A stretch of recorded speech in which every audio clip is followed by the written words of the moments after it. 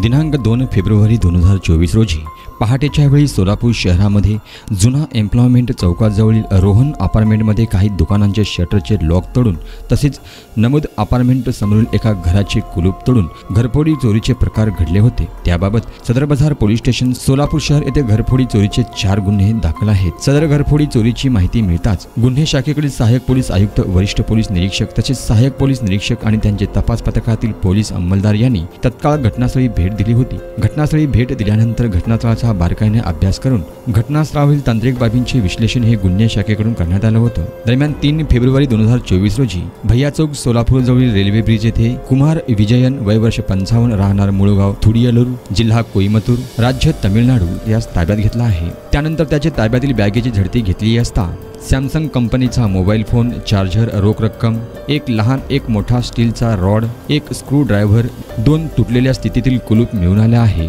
सदरची कामगिरी ही पोलीस आयुक्तांच्या आदेशानुसार करण्यात आली आहे।